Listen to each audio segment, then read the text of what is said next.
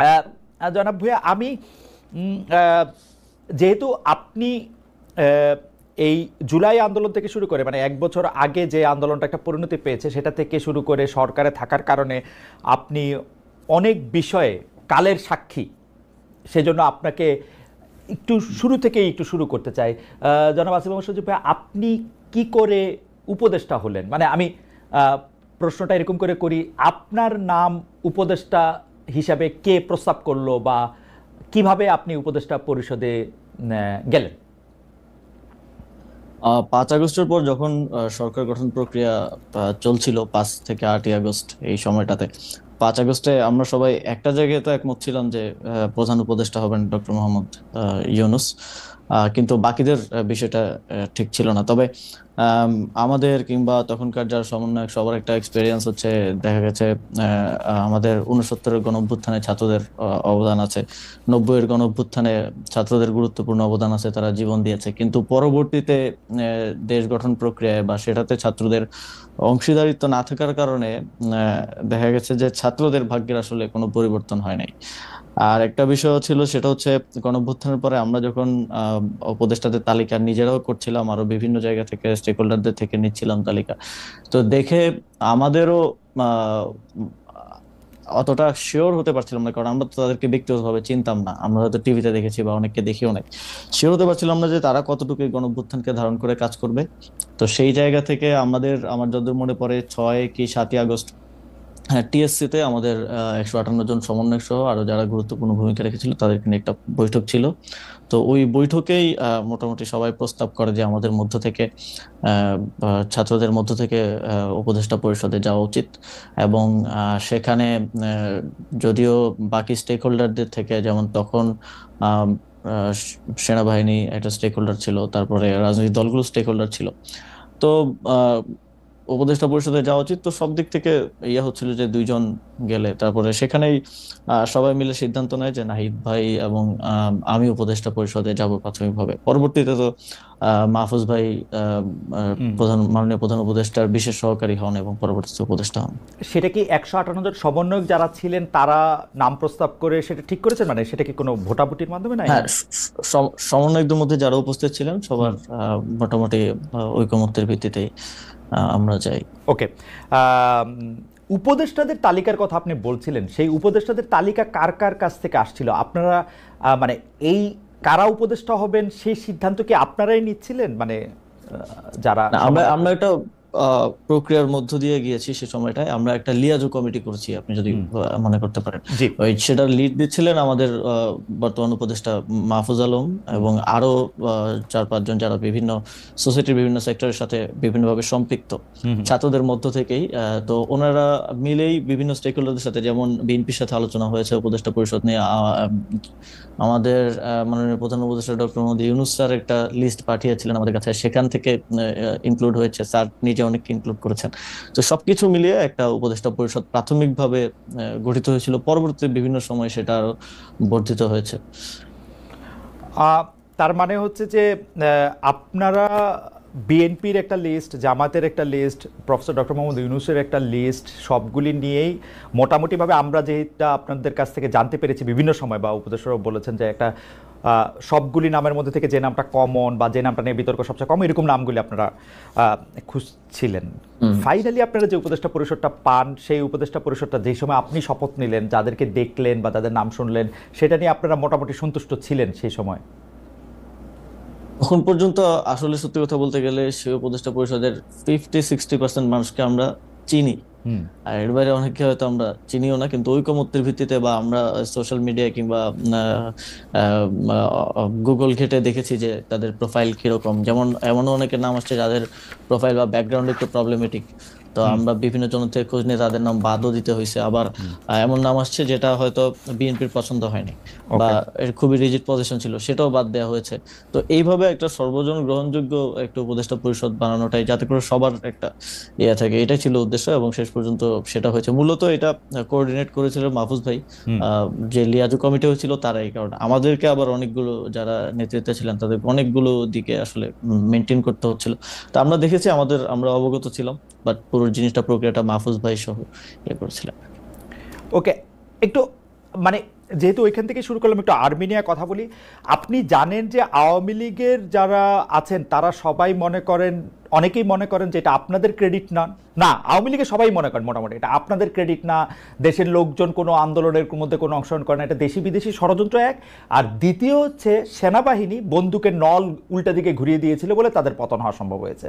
এবং বিশেষ করে সেনাপ্রধানকে তারা দায়ী করেন যে সেনাপ্রধানের বেইমানির কারণেই, কোট আনকোট বেইমানির কারণেই আসলে তাকে দেশ ছেড়ে চলে যেতে হয়েছে বা আওয়ামী লীগ সরকারের পতন হয়েছে। কিন্তু সেই সেনা প্রধানের ব্যাপারে আপনার বক্তব্য, যেমন আপনি বলেছিলেন যে বুকে পাথর জমা রেখে তিনি ডক্টর মোহাম্মদ ইউনূসকে আসতে বলেছিলেন, বা সেনাপ্রধান ওয়াকার সাহেবকে সরানোর ক্ষেত্রে আপনাদের সাবেক সহযোদ্ধা বর্তমানে এনসিপির নেতা জনাব হাসনাত আবদুল্লাহর কিছু কথা, সেই সবগুলি বিষয় আপনার সাথে সেনাবাহিনীর সম্পর্ক বা সরকারের সাথে সেনাবাহিনীর সম্পর্ক খারাপ করেছে কিনা, বা সরকারের সাথে সেনাবাহিনীর সম্পর্ক আলাদা কোনো কিছু কিনা, নাকি সেনাবাহিনী একটা ডিসিপ্লিন, মানে এটা একটু আপনার কাছে একটু জানতে চাই। বিশেষ করে আপনার বক্তব্যের পরে এটা এরকম মনে হয়েছে কিনা ডক্টর মোহাম্মদ ইউনূস হয়তো সেনাপ্রধানকে এখন থেকে খারাপ ভাবতে শুরু করলেন যে উনি যেহেতু আমাকে চানই নাই তাহলে আমিও ওনাকে চাই না, ব্যাপারটা এরকম হয়েছে কিনা? সেনাবাহিনীর সাথে সরকারের কিংবা আমাদের তো কোনো বিরোধ নেই সেনাবাহিনীর সাথে, বরং আমরা মনে করি যে 5ই আগস্টের এবং এর পূর্ববর্তী গণঅভ্যুত্থানের সময়টাতে জুনিয়র অফিসার সহ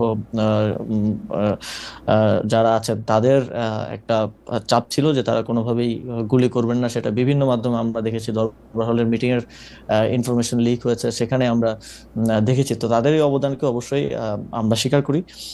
তবে কিছু একটা জায়গায় আমার মনে হয় যে যে জায়গাটায় কনফ্লিক্ট সেটা হচ্ছে আওয়ামী লীগের প্রশ্নে, যেটা আমাদের যেই সরকার গঠনের উদ্দেশ্যে 6 তারিখ বঙ্গভবনে যে বৈঠক হয় 3 বাহিনী প্রধান এবং রাষ্ট্রপতির সাথে, সে সময়কার আমি আগে একটু বলে নিই, কারণ এর আগে যখন কথা বলছি সবাই অনেকে বলতেছিল যে আমার শপথ ভঙ্গ হয়েছে। আমার শপথ গ্রহণ হয়েছে 8ই আগস্ট। 8ই আগস্টের পূর্বের যে কোনো সময়কার বক্তব্য আমার শপথের মধ্যে ইনক্লুডেড হবে না। 8ই আগস্টের পরবর্তী যদি কোনো আমি রাষ্ট্রীয় গোপন তথ্য পাবলিক করি তা সেক্ষেত্রে আমার শপথ ভঙ্গ হতে পারে। তো গোপনীয়তা শপথ ভঙ্গ হওয়ার বিষয়টা অনেকে বলেছে। তো সেই মিটিংটা ছিল 6 আগস্ট, সরকার গঠন প্রক্রিয়া আমরা যখন ইয়াতে আলোচনা করি। প্রিয় ভাই বোনেরা, সহকর্মীবৃন্দ, আরেকটি গুরুত্বপূর্ণ কথা আমি আপনাদের সামনে তুলে ধরতে চাই। একটি যেরকম কথা হচ্ছে ঐক্যবদ্ধ থাকতে হবে আমাদেরকে। মতামত আগেই বলেছি, হতে পারে বিভিন্ন মানুষের বিভিন্ন মতামত, কিন্তু একটি পরিবারে যখন পরিবারের মুরব্বী একটি সিদ্ধান্ত নিয়ে নেয়, পরিবারের সকল সদস্য সেই সিদ্ধান্তের পিছনে এসে দাঁড়িয়ে যায়, সেই সিদ্ধান্তকে বাস্তবায়ন করে। বিএনপি একটি বিশাল পরিবার, লক্ষ কোটি এই পরিবারের সদস্য সংখ্যা, কিন্তু বিএনপির নীতি নির্ধারক মণ্ডলী হচ্ছে এই পরিবারের সদস্য।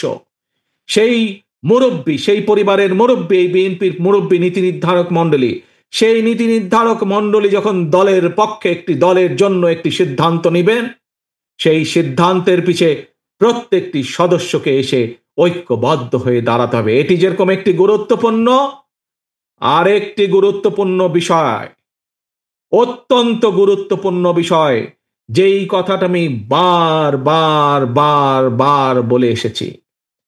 প্রিয় সহকর্মীবৃন্দ, আমাদের সকলকে সচেতন থাকতে হবে। আমাদের প্রত্যেকটি মানুষ, শহীদ জিয়া এবং দেশনেত্রী খালেদা জিয়ার প্রত্যেকটি সৈনিককে আমাদের অত্যন্ত সচেতন থাকতে হবে। কেউ যেন আমাদের নাম ব্যবহার করে, এই দলের নাম ব্যবহার করে, বিএনপির নাম ব্যবহার করে তাদের ব্যক্তি স্বার্থ হাসিল করতে না পারে। কেউ যেন আমাদের নাম ব্যবহার করে জনগণের মধ্যে আমাদের সম্পর্কে বিভ্রান্তি ছড়াতে না পারে। এই ব্যাপারে আপনাদের প্রত্যেককে দায়িত্ব গ্রহণ করতে হবে, প্রত্যেককে কর্তব্য পালন করতে হবে আপনাদেরকে, যাতে করে দলের কোনো বিভ্রান্তি কেউ ছড়াতে না পারে দলের সম্পর্কে জনগণের মাঝে। আজ যারা কাউন্সিলে প্রতিযোগিতা করছেন তাদের কাছে যেমন কাউন্সিলররা সবচাইতে গুরুত্বপূর্ণ, প্রিয় ভাই বোনেরা, সমগ্র দেশের বিএনপির প্রত্যেকটি নেতাকর্মী, প্রিয় ভাই বোনেরা, শহীদ জিয়া, খালেদা জিয়ার প্রত্যেকটি সৈনিক, আপনাদের সকলকে করে উদ্দেশ্য করে আমি বলতে চাই, এই আজকের কাউন্সিলে প্রার্থীদের কাছে যেমন কাউন্সিলর বৃন্দ গুরুত্বপূর্ণ, সামগ্রিকভাবে বাংলাদেশ জাতীয়তাবাদী দলের কাছে সবচাইতে গুরুত্বপূর্ণ হচ্ছে এই বাংলাদেশের জনগণ, জনগণ এবং জনগণ। এই জনগণের সাথে আমাদেরকে থাকতে হবে, জনগণের পাশে আমাদেরকে থাকতে হবে, জনগণকে আমাদের পাশে রাখতে হবে। যে কোনো মূল্যে আপনাদেরকে এটি নিশ্চিত করতে হবে। তাহলে প্রিয় ভাই বোনেরা, আজকের কাউন্সিলর বৃন্দদের সাথে উপস্থিত কিশোরগঞ্জের এখানে উপস্থিত নেতাকর্মী বৃন্দ, আমরা কি আজকে 2টি প্রতিজ্ঞা গ্রহণ করতে পারি এই কাউন্সিলে? এক, যে কোনো মূল্যে দলের সিদ্ধান্তের পক্ষে আমরা সকলে একমত ঐক্যবদ্ধ থাকব, এই একটি শপথ।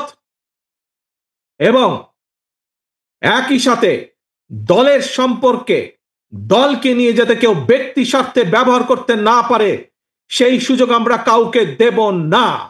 এই 2টি শপথ কি আমরা আজ কাউন্সিলে গ্রহণ করতে পারে? ইনশাআল্লাহ। আসুন এই কাউন্সিলে আমরা আজ এই 2টি শপথ গ্রহণ করি ইনশাআল্লাহ। এবং একই সাথে আমি এই কাউন্সিলের সফলতা কামনা করছি।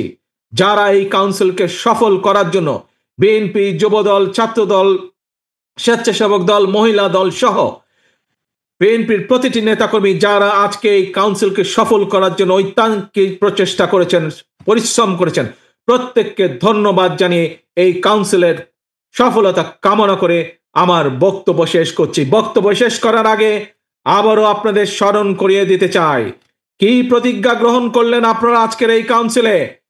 এক, যে কোনো মূল্যে আমরা ঐক্যবদ্ধ থাকব। 2, আমরা আমাদের দলের নাম কেউ যাতে ব্যক্তি স্বার্থে ব্যবহার করতে না পারে তার জন্য আমরা সচেতন থাকব। ঠিক আছে? সবাই এগ্রি করলেন, রাজি হলেন সবাই? ইনশাআল্লাহ। আল্লাহ হাফেজ। তো সেখানেই এটা আমি আমার আগের বক্তব্য বলেছি যে সেখানে এই কথাটা এসেছিল যে সেনাপ্রধান বলেছিলেন যে দেশের 30-40% মানুষ তো আওয়ামী লীগকে সাপোর্ট করে। তো যে অন্তর্বর্তীকালীন সরকার আসবে সেটার তো সবার কাছে গ্রহণযোগ্য হইতে হবে। তো আওয়ামী লীগের সেই 30-40% মানুষ তো ডক্টর মোহাম্মদ ইউনূসকে হেট করেন। তো এইটা নিয়ে আমাদের 3-4 ঘন্টার মতো প্রায় এই টপিক সহ আরো প্রাসঙ্গিক অন্যান্য টপিক ছিল, বাট এটাই ছিল মূল টপিক। 4 ঘন্টার মতো সম্ভবত বৈঠক হয়েছিল। সেখানে আমরা 4 জন ছিলাম। বাইরে ছিলেন তখন আসিফ নজরুল স্যার ছিলেন, তানজিমউদ্দিন স্যার ছিলেন, ঢাকা বিশ্ববিদ্যালয়ের আরো সমন্বয়করা ছিলেন। ভেতরে আমরা 4 জন ছিলাম, আমি, নাসিরউদ্দিন পাটোয়ারি ভাই, মাহফুজ আলম ভাই আর নাহিদ ইসলাম। তো তখন মূল আলোচনার বিষয়বস্তু ছিল এটাই। এবং আমি তো আমার আগের সাক্ষাৎকারে বলেছি যে, এবং আমি এটা নিজের থেকে বানিয়ে বলি নাই যে বুকে পাথর চাপা দিয়ে মেনে নিলাম, এটা আমি ওনার বক্তব্যকে কোট করেছি। সো এবং এই বিষয়ে আমার জানা মতে কোনো রিবাটাল বা এরকম কিছু তো আসে নাই। তো সেই জায়গা থেকে আমার জায়গা থেকে আমার মনে হয়েছে যে আওয়ামী লীগের প্রতি সিম্প্যাথি থাকাটা এবং আওয়ামী লীগকে ফিরে আনার কিংবা নানা, যেমন এখন একটা কথা শুনতে পাওয়া যায় যে জাতীয় পার্টিকে প্রধান বিরোধী দল করার জন্য একটা তোড়জোড় চলতেছে। এই যে মেকানিজম করে যে মানুষের ম্যান্ডেট কে ইয়ে করা, ম্যানিপুলেট করার একটা প্রক্রিয়া। এবং এই যে আমি যতদূর জানি যে যারা ডামি এমপি ছিল, তারপর আওয়ামী লীগের যারা সাপোজ যাদের ইমেজ অতটা খারাপ না, তাদেরকে জাতীয় পার্টি থেকে ইলেকশন করানোর একটা পরিকল্পনা চলছে। এই ধরনের উদ্যোগ বা এই ধরনের বিষয়গুলোর কারণেই কিন্তু